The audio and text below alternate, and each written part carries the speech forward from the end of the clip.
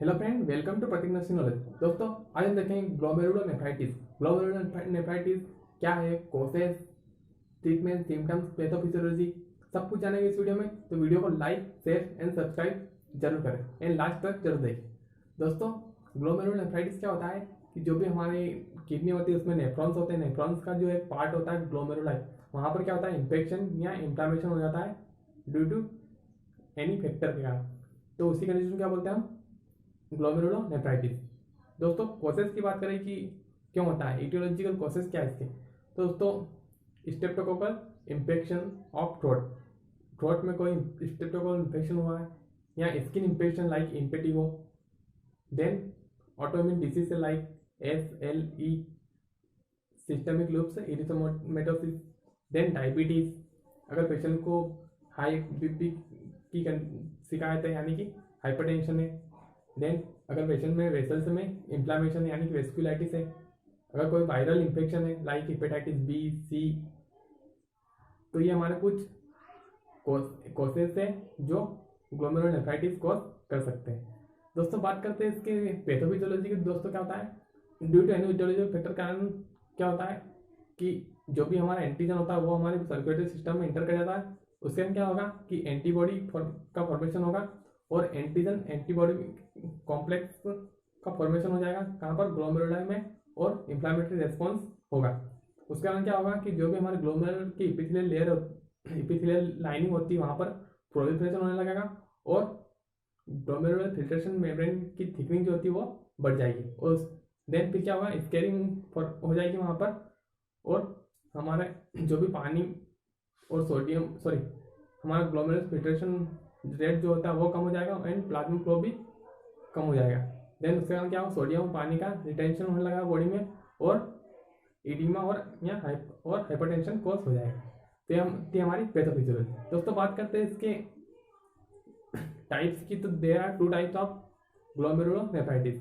Firstly होता है हमारा acute glomerulonephritis, second chronic glomerulonephritis.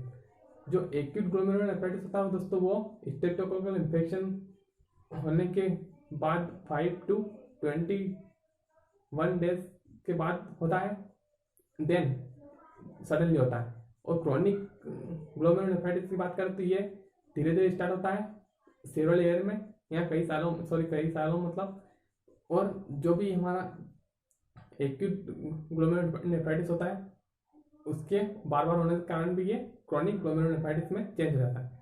Then बात करें इसके साइन और सिम्टम की। दोस्तों, फर्स्टली हमें फ्लैंक पेन देखने को मिलेगा, यानी कि जो भी किडनी होती है वहाँ उसकी लोकेशन पे पीछे की साइड पेन होगा, जैसा कि आप स्ट्रक्चर में देख पा रहे हैं।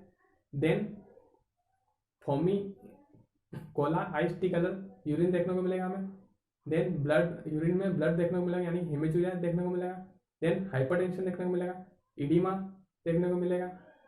देन पेशेंट में यूरिन आउटपुट कम देखने को मिलेगा हमें, और पेशेंट को किडनी फेल भी देखने को मिल सकता है, और एनीमिया, थकावट, ये कुछ सिम्टम्स जो हमें ग्लोमेरुलोनेफ्राइटिस में देखने को मिलेंगे।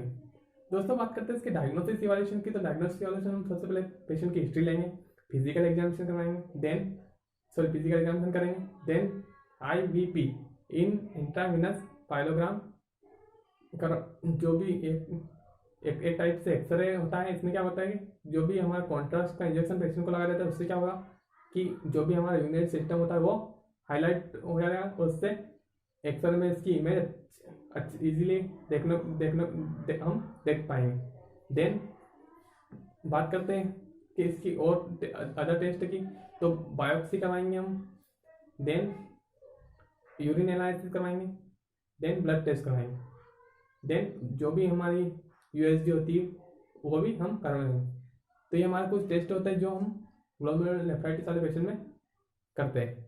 देन बात करें इसके मैनेजमेंट की। दोस्तों, मैनेजमेंट में हम सबसे फर्स्टली सिम्टमेटिक मैनेजमेंट करेंगे, यानी कि पेशेंट में बीपी बढ़ रहा है तो उसको हाइपरटेंसिव मेडिसिन देंगे like beta blocker, alpha blocker, SCE inhibitor. Then जो भी पेशेंट है उसमें हमें फ्लूइड का रिटेंशन देखने को मिलेगा तो हम उसको उसका डाययूरेटिक देंगे लाइक फ्रोसेमाइड। देन जो पेशेंट उसमें हम वाटर एंड अदर जो भी इलेक्ट्रोलाइट होते हैं पोटेशियम, फास्फोरस, मैग्नीशियम, इसका रेस्ट्रिक्शन करना है। देन हाई कैल्शियम सप्लीमेंट देना है पेशेंट को। देन ऑटोइम्यून जो भी डिसीज को सप्रेस करने के लिए हम इम्यूनोसप्रेसिव मेडिसिन देंगे। देन जो भी पेशेंट है उसको हमें फिजियोथेरेपी करना है। देन पेशेंट को साइकोलॉजिकल सपोर्ट देना है। तो जो कुछ ट्रीटमेंट है दोस्तों जो हम ग्लोमेरुलोनेफ्राइटिस वाले पेशेंट को देते हैं। तो सॉरी, बात करें हम कॉम्प्लिकेशन की, तो एक्यूट या क्रॉनिक रीनल फेल हो सकता है, नेफ्रोटिक सिंड्रोम देखने को मिल सकता है पेशेंट में। देन हार्ट फेल हो सकता है due to overload of fluid. तो हमारे कुछ कॉम्प्लिकेशन है जो हमें ग्लोमेरुलोनेफ्राइटिस वाले पेशेंट में शो हो सकते हैं। तो आई होप कि दोस्तों आपको पसंद आया होगा वीडियो। तो अगर पसंद आया तो लाइक करें, शेयर करें और सब्सक्राइब करना ना भूलें। Thank you very much.